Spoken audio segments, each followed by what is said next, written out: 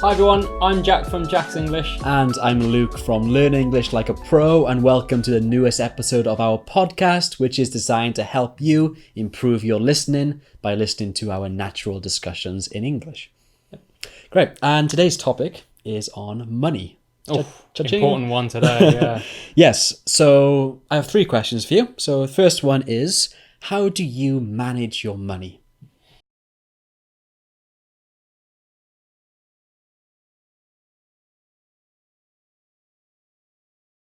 Okay. Well, firstly, I must say, I'm a saver. I'm not a spender. So there's not, I don't really get much joy from spending money on things like clothes and accessories and whatever it is, that cars. So I'm quite happy to just save as much as I can. Unfortunately, I'm also very conservative with my money, so I don't invest. But then on the other hand, I don't gamble or anything like that. So I'm quite happy to put my money in a savings account or something that's just getting a little bit of interest. It's safe, and I just try and save as much as I can. Yeah. Do you have any percentages you look to save every month out of your income? I don't, but that's because of the situation I'm in now. When I was in England, I think I had some system and always the minimum I want to save. But the way I work now, because we're in Korea, I have no idea what I'm doing with investments and savings and banks. So the way we work it is each month I take my pocket money, so like some kind of an allowance, I suppose. It's fairly small, and then everything else I just send to my wife. Everything else I send, and it doesn't matter, how much more it is, whether it fluctuates each month, and it does. I just send it to my wife, and she deals with it, and that works well for us. But because of that, I have no kind of, I want to save this amount or this percentage. It's just as much as I can. Yeah, that's wise. How about for you? Yeah, very similar. Like you, I'm not really a spender.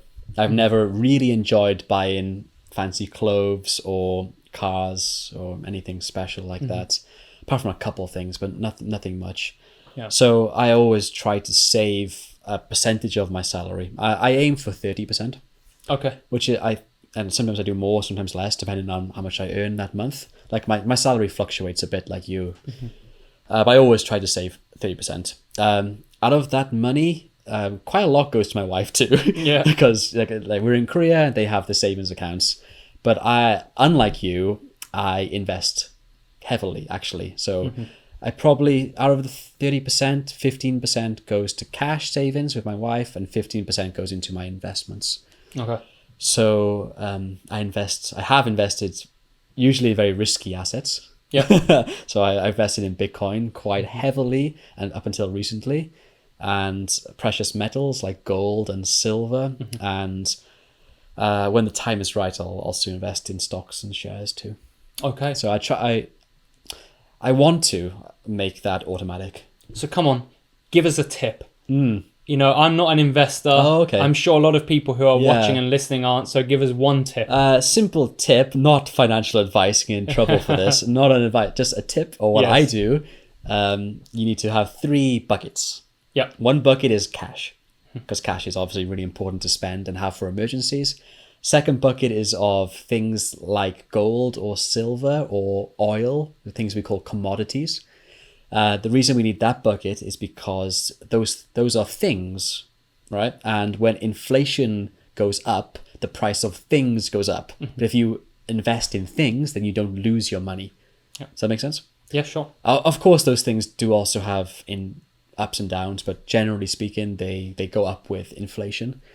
And the third bucket is companies, so stocks and shares, and around the world. So you should have a global investment fund, basically. I haven't got that fund right now because I think the market is a little bit dangerous. So I'm just keeping cash and investing in metals at the moment. Good. But I want to make it as automatic as possible. I don't think much about it. Okay. there's going to be a lot of finance vocabulary today. Yes. We're going to have to make sure we show you, but it's a good one if you want to know about finance. Yes, right. Okay, let's hit number 2. Yes, so then you said that you are saving money currently. You always give your wife money. So do you have anything you're saving for but in particular?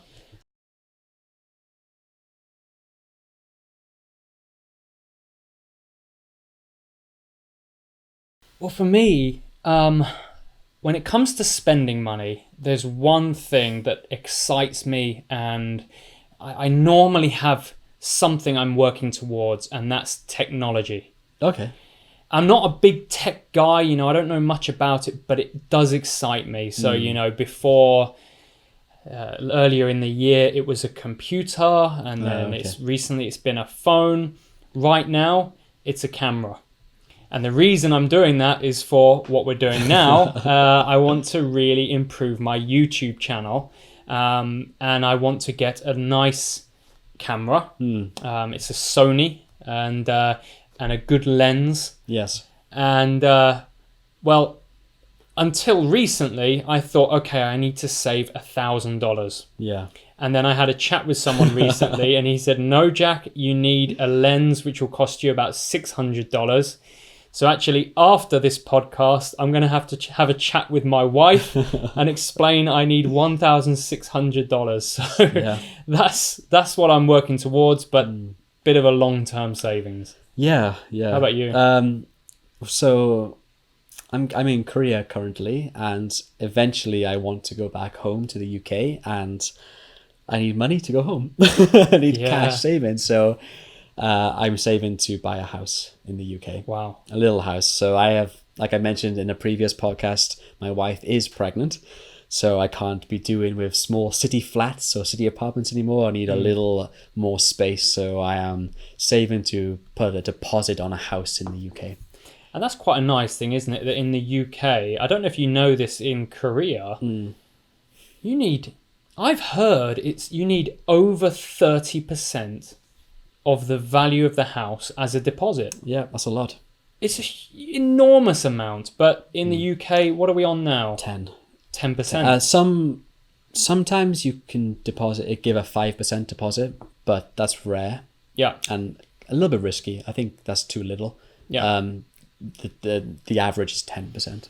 Right. Which is manageable. Manageable, yes, for sure. So when I tell my Korean friends, they just can't believe it. Their jaw drops. It's like, how is that possible? They're used to. I think generally it's 25%, but nowadays it's up towards 30%, something like that. We are in Seoul. Seoul is one of the biggest metropolitan cities in the world. Yeah. I think if you compare Seoul to London or New York or even Tokyo or Beijing, it's probably cheaper here still. Yep. So I wonder what the deposit percentage is in London, for example. Mm-hmm. I wonder if 10 is enough. I know we don't live in London, so for us, 10's fine. Yeah. But in London, they might ask for more, actually. Yeah. What do you think? Do you possibly. No, I don't know. No, I don't know. But at least going home, it's hopefully going to be manageable. Yes, exactly. All right, last but not least, Jack. So this is a fun question. Yep.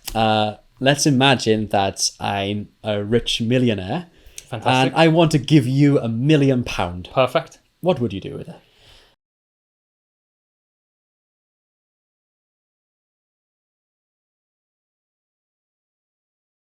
Wow, I love this question. But I think my answer is going to be so... Don't be boring. Yeah, I was going to say, it's such a boring answer. I'm going to kill the question. But,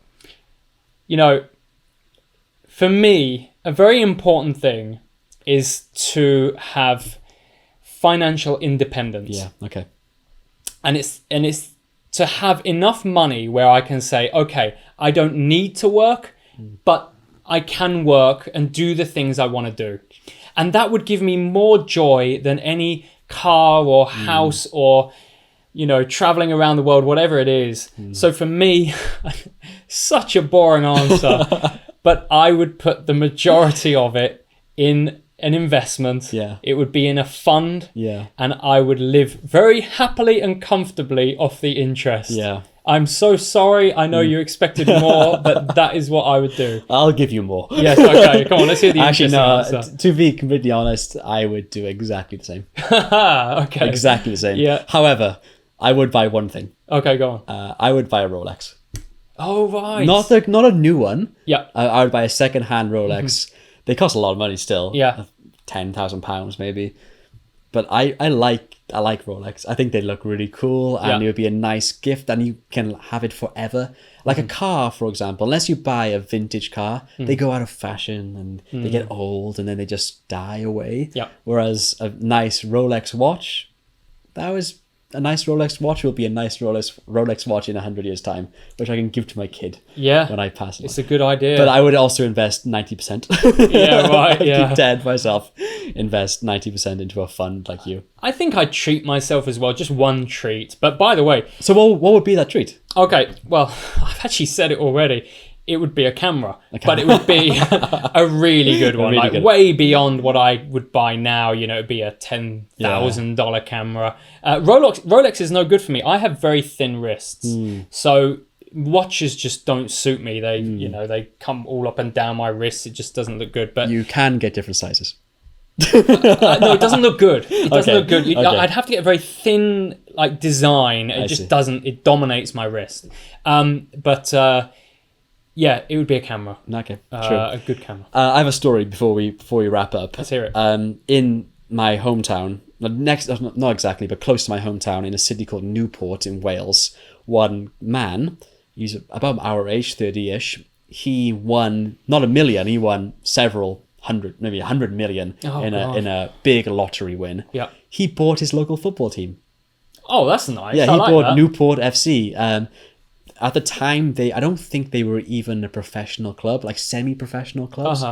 Now they are a professional club. They are in Division 2 of the English League, so not great, but slowly moving up. And yeah, he bought it, and That's now a he's great story. the chairman of the football club, and it's his local team. He loved it, so That is wonderful. Yeah. you need more than £1 million. You need a lot of money, right? You need so much money. And I heard they just, unless you get it right, they just suck money, don't I don't they? know how he's doing.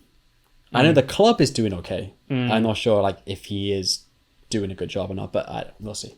Right. Well, that's Cool. You know, I'm a football manager guy that on the computer Yeah. game. So that's our dream. If you're a football manager guy to actually own a club. But you support Manchester United. I don't think you could win that in the lottery. So No, not a chance. A couple of billion to do Yes, right.